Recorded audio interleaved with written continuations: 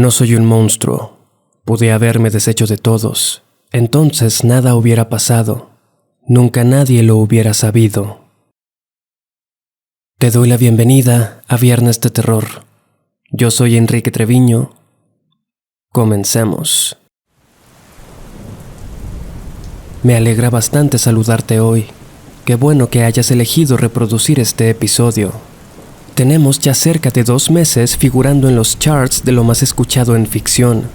Viernes de Terror está en la posición 29 de los 50 podcasts más populares de Spotify en este género. Este pequeño peldaño te lo debo a ti que me estás escuchando. A lo largo de los 15 meses que tiene este podcast se ha construido una comunidad bastante sólida y me siento muy afortunado por ello. Con tan solo reproducir este episodio ya estás ayudando a que este proyecto siga creciendo. Pero si quieres que tu aporte sea aún más significativo, califica el podcast con 5 estrellas y compártelo. Asimismo, puedes darme follow en mis perfiles de Instagram y TikTok. Como siempre, te dejé los enlaces en la descripción.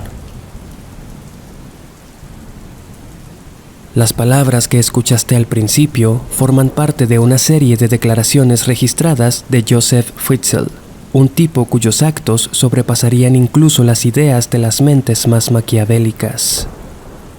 Antes de comenzar con su historia, quiero advertirte que se tratarán temas que pueden resultar perturbadores para algunas personas. Tampoco se recomienda escuchar en presencia de menores de 14 años. Joseph Fritzl nació el 9 de abril de 1935 en Amstetten, un pequeño pueblo a unos 100 kilómetros de Viena, en Austria. Tuvo una infancia bastante difícil. En 1939, su padre lo abandonó para unirse a la Wehrmacht, las Fuerzas Armadas Unificadas, para pelear del lado de la Alemania nacionalsocialista durante la Segunda Guerra Mundial. En 1944, su padre muere en el campo de batalla, dejando al pequeño Joseph de 9 años a merced de su madre, María. Esta abusaba constantemente de Joseph, lo golpeaba y lo humillaba. Encima, no dejaba que saliera de casa, no podía tener amigos ni practicar ningún deporte. Esta vida hacía que el niño creciera como alguien temeroso e inseguro. Se dice que hasta la edad adulta sus ojos se llenaban de terror nada más pensar en su madre. María llamaba a su hijo inútil, criminal, Satán, entre otras cosas que no hacían más que cultivar un rencor que daría brotes catastróficos con el tiempo. A pesar de todo, Joseph fue un buen alumno. Cursó la secundaria y preparatoria, de donde se graduó con buenas notas. Sin embargo, de acuerdo con lo que investigué, ya desde entonces su personalidad comenzaría a revelar el monstruo en el que se estaba convirtiendo. Aproximadamente a los 15 años de edad, las fijaciones sexuales de Joseph comenzaron a manifestarse. Desarrolló, según lo que leí, una obsesión con el voyeurismo. Se sabría que espiaba a sus vecinos constantemente, siempre tratando de observarlos en sus momentos más íntimos. No lo pensarías al verlo. Joseph tenía una apariencia atlética y un semblante serio, lo que seguramente le ayudaba a pasar desapercibido. En 1956 recibió su título de la universidad. Se había graduado en ingeniería eléctrica. Casi al mismo tiempo conoció a una chica llamada Rosemary, con quien se casó y se fue a vivir a Linz, una ciudad al norte de Austria. Con Rosemary tuvo 7 hijos, pero en este caso, y también por la falta de información respecto a los otros, nos centraremos en la cuarta, Elisabeth Fritzl, que nació el 6 de abril de 1966. Los problemas criminales de Joseph no se limitan al acto por el que se hizo tan famoso, sino que desde siempre mostró una actitud agresiva y despiadada para con su familia. Golpeaba e insultaba constantemente tanto a su esposa como a sus hijos. Su consumo de alcohol era excesivo.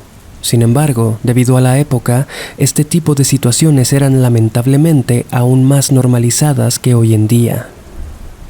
En 1967, mientras la familia vivía en Linz, Joseph fue arrestado por su primera ofensa sexual conocida. Una tarde, esperó a una joven enfermera de 24 años afuera de su trabajo y la siguió hasta su casa. en donde ingresó y, amenazándola con un cuchillo en la garganta, abusó de ella. Luego del ataque, la mujer y su esposo, quien se encontraba fuera cuando pasó, fueron a la policía para hacer la denuncia.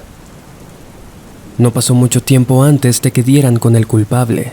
A Joseph se le dictó una sentencia de apenas 18 meses, de los cuales sirvió 12. A partir de este caso, los rumores respecto a este sujeto comenzaron a esparcirse y se revelaron otras cosas. Fue sospechoso de otro ataque a una mujer de 21 años, pero nunca se demostró su culpabilidad. Además, Joseph también era conocido por exhibicionismo. Toda esa información incluso llegó a estar publicada en la prensa local, por lo que la familia Fritzl optó por mudarse de regreso a Amstetten.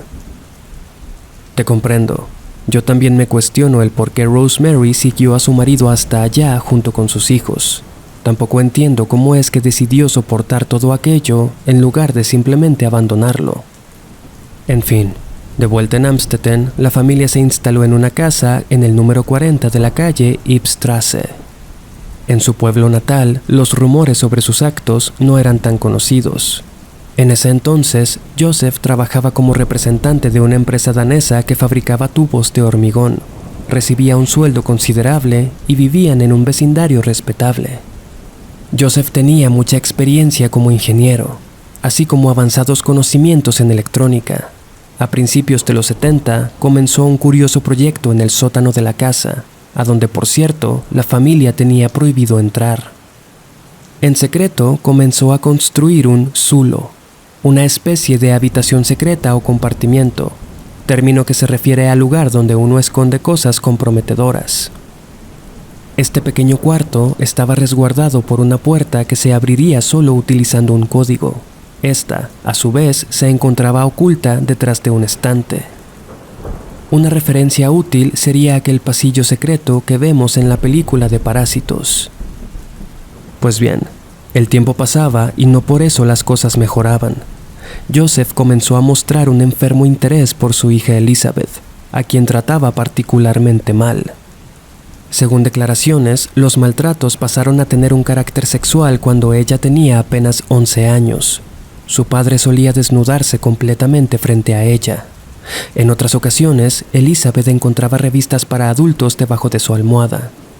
Todo esto siguió escalando y llegaría a convertirse en un auténtico infierno. La información es difusa respecto a si Rosemary estaba al tanto de esta situación. De cualquier modo, Elizabeth desde el principio comenzó a planear su escape de aquella casa. No soportaba estar cerca de su padre. Durante enero de 1983, con 17 años, Elizabeth escapó de casa y se refugió con una amiga en Viena. Comenzó a trabajar como camarera para mantenerse.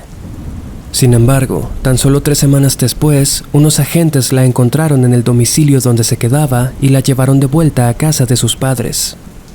Nada pudo hacer la pobre chica debido a que era menor de edad entonces. Elizabeth no tuvo reparo en informarle a su padre que volvería a irse apenas cumpliera los 18. En aquella época acababa de finalizar un curso especial de hostelería y le habían ofrecido un trabajo en Linz. Joseph no podía permitir que esto sucediera, y en 1984 decidió poner en marcha un plan que aparentemente llevaba años maquinando, aquel para el que su trabajo en el sótano estaba destinado. El 28 de agosto de 1984, mientras Rosemary y las hermanas de Elizabeth estaban fuera de casa, su padre la llamó al sótano para que le ayudara con algo. En retrospectiva, podría parecer imprudente para la chica obedecerle dadas las circunstancias. Aún así, decidió confiar en su padre y bajó las escaleras. Una vez ahí, Joseph sometió a su hija. Según los reportes, utilizó cloroformo y cuando estuvo inconsciente, la ató a una cama que tenía en aquella diminuta habitación. Esa sería la última vez en 24 años que el mundo vería a Elizabeth. Los primeros 2 días, Elizabeth permaneció esposada, para después pasar el tiempo amarrada en el mismo sitio por los primeros 9 meses de encierro. Rosemary llenó reportes de desaparición en la estación de policía. sin imaginar por un segundo que su hija se encontraba justo bajo sus pies. Joseph había adaptado el lugar de manera que quedase bastante aislado de la casa, instalando paneles en las paredes y gruesas capas de hormigón. Era prácticamente imposible ser escuchado desde ahí dentro. Todos los días, o por lo menos 3 o 4 veces a la semana, Joseph bajaba al sótano a llevarle comida a Elizabeth, así como agua y otros víveres. Casi en todas esas ocasiones, abusaba de ella. Cerca de un mes después de que todo comenzara, el mismo Joseph acudió a la policía. Llevaba una carta, la cual tenía la letra de Elizabeth y el sello postal de Brunau, una ciudad en la frontera de Austria con Alemania. El papel decía que, harta de vivir en aquella casa, había escapado y se estaba quedando con una amiga. Añadía que si iban a buscarla, abandonaría el país de inmediato. Esta sería la primera de muchas cartas falsas que este malvado hombre obligaba a su hija a escribir cada vez que bajaba al sótano para atormentarla. Gracias a las declaraciones de la cuñada de Elizabeth, podemos conocer un poco sobre la rutina de Joseph. Bajaba al sótano todas las mañanas a las 9. Decía que trabajaba en planos para máquinas. A veces se quedaba ahí abajo toda la noche y no permitía a nadie acercarse, ni siquiera a su esposa, quien se ofrecía a llevarle café. Imagina la situación. Hay una persona cautiva debajo de la casa. La madre piensa que simplemente escapó basada en una escueta carta. El padre, en secreto, baja a abusar de ella prácticamente a diario al sótano, a donde los demás residentes tienen prohibido entrar.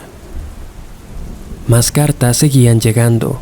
Algunas informaban acerca de un novio con el que Elizabeth se fue y se habían unido a un culto religioso. Pero lo peor aún estaba por ocurrir. Como consecuencia de los abusos, Elizabeth quedó embarazada. Entre 1988 y 1989, la cautiva mujer dio a luz a su primer hija en aquel cuarto del sótano. Cuando el padre supo que su hija estaba entrando en labor de parto, bajó con una manta, un libro sobre embarazo, un par de tijeras, pañales y se lo dejó en el suelo para después desaparecer escaleras arriba.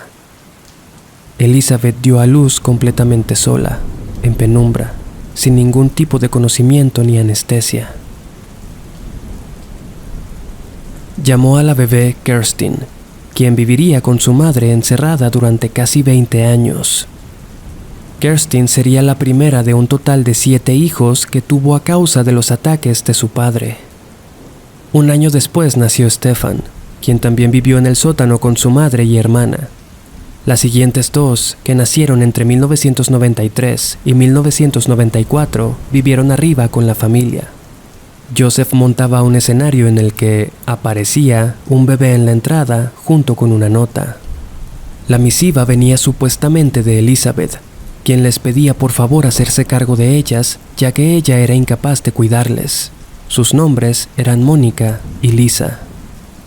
Por si te lo preguntas, sí, todo el mundo se tragó el cuento de las cartas. Incluso la familia realizó todo el proceso legal de adopción, para el cual, por cierto, se hace una investigación en la que se buscan los antecedentes criminales de los padres.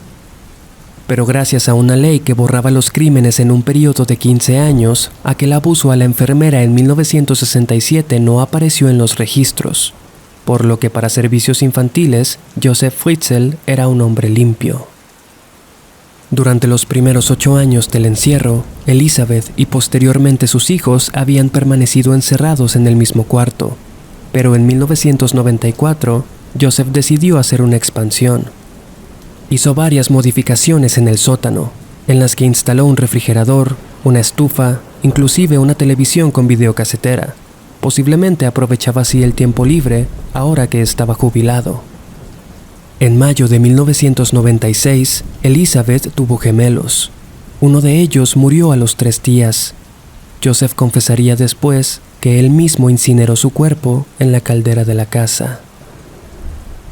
El gemelo que sobrevivió, Alexander, pasó también a vivir con la familia. Joseph usó el mismo modus operandi para engañar a todos. En el 2002 nació su último hijo, Félix, quien viviría con su madre y hermanos, Stefan y Kerstin, cautivos en el sótano. Joseph forzaba a Elizabeth a tomar medicamentos que la mantenían sedada la mayor parte del tiempo. Aún así, la mujer logró enseñar a sus hijos a hablar, a leer y a escribir a lo largo de los años. Los abusos continuaban y ocurrían en presencia de los hijos de Elizabeth, quienes, por supuesto, solían llorar y alterarse.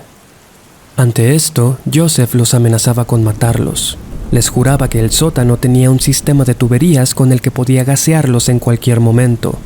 También amenazaba con electrocutarlos si hacían cualquier tipo de ruido. Esto no era todo. Este monstruo los castigaba cortando la electricidad o dejándolos sin comer por días. Se sabría incluso que la familia de arriba salía de vacaciones hasta por 10 días, periodo en el cual Elizabeth y sus hijos no tenían nada para comer. Parecía que la vida continuaría así hasta el final. En la casa, Lisa, Mónica y Alexander vivían normalmente escaleras arriba, sin sospechar que debajo de ellos su verdadera madre y sus hermanos luchaban por sobrevivir. Kerstin, Stefan y Félix pasaron los primeros años de sus vidas en la oscuridad, en un sótano sofocado cuya única ventilación era una pequeña tubería en la pared. En la asfixiante soledad y aislamiento, Elizabeth comenzaba a tener delirios y ataques. Se arrancaba la ropa y la arrojaba por el baño. Durante abril del 2008, Kerstin, con ya 19 años de edad, cayó gravemente enferma, posiblemente debido a la malnutrición. Elizabeth le informó de esto a Joseph, quien se limitaba a arrojarle algunos analgésicos cuando bajaba para abusar de ella. Sin embargo, el 19 de abril de ese año, ante las desesperadas insistencias de su madre, Joseph accedió a llevarla al hospital. Asegurándose de estar solo en la casa, subió a la joven Kerstin, la puso en el auto y condujo. Al llegar, los doctores se encontraron con una mujer joven, extremadamente pálida. Parecía que jamás había visto la luz del sol. Tras revisarla, descubrieron que estaba sufriendo de insuficiencia renal, falla pulmonar y de hígado por hepatitis. No tuvieron más remedio que ponerla en un coma inducido, y mientras la preparaban, descubrieron una nota en uno de sus bolsillos. Soy la madre de Kerstin. Mi hija se encuentra muy mal. Antes de que saliera le di jarabe para la tos y antiinflamatorio. Ayúdenla. Le aterran los extraños y jamás ha estado en un hospital. Los doctores encontraron aquello muy raro.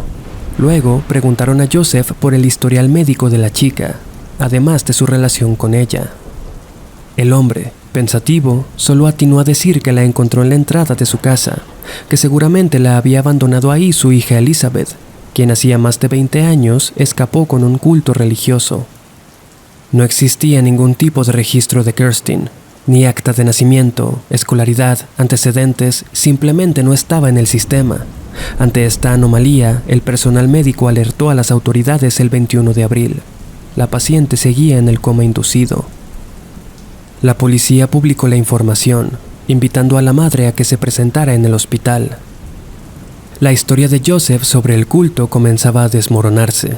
En un intento desesperado, presentó lo que dijo era la carta más reciente de su hija, en la que decía seguir con este grupo en Ketamen, otra ciudad de Austria. La policía se contactó con Manfred Wolfert, experto en cultos. Este puso en duda la historia del padre, quien desesperado se presentó el 26 de abril en el hospital, acompañado de Elizabeth y sus 2 hijos. Al ser entrevistada, la madre contó que había vuelto a casa con sus hijos luego de haber escapado, pero cuando vio la oportunidad, le dijo en secreto a los agentes: «Les contaré toda la verdad si me prometen que no tendré que ver de nuevo a mi padre». Ese mismo día, Joseph fue arrestado. El infierno llegaba a su fin. Muy pronto, la noticia le daría la vuelta al país y al mundo entero. Todos se enterarían con horror de lo vivido por esta mujer. Los policías acudieron a la casa para registrarla, y ahí encontraron el lugar donde Elizabeth y sus hijos pasaron tantos años encerrados. El juicio comenzó el 16 de marzo del 2009. Al principio, Joseph se negaba a hablar, pero luego se declaró culpable de todos los cargos. Privación de la libertad, incesto, violación y homicidio fueron algunas cosas de las que fue acusado. Para la policía era difícil creer que este sujeto había hecho todo eso solo.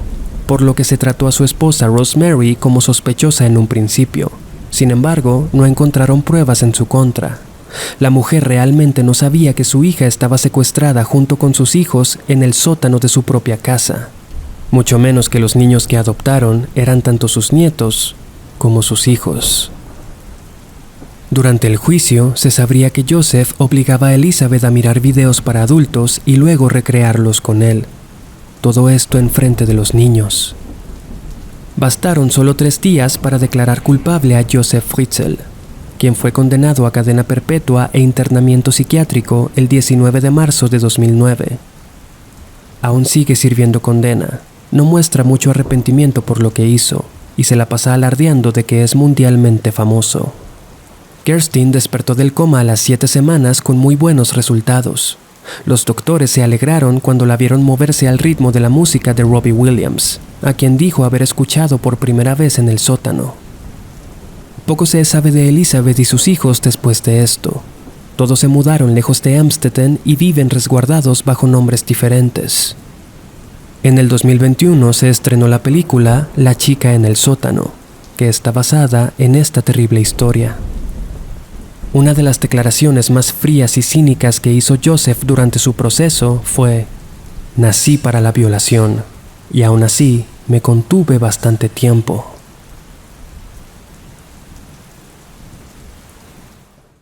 Muchas gracias por escuchar el episodio de esta semana. De verdad espero que te haya gustado. Te recuerdo que tu apoyo es muy importante para el sustento de este proyecto, así que por favor, califícalo con 5 estrellas y compártelo. Me dio mucho gusto acompañarte en esta ocasión. Te invito a escuchar el resto de episodios si todavía no lo has hecho.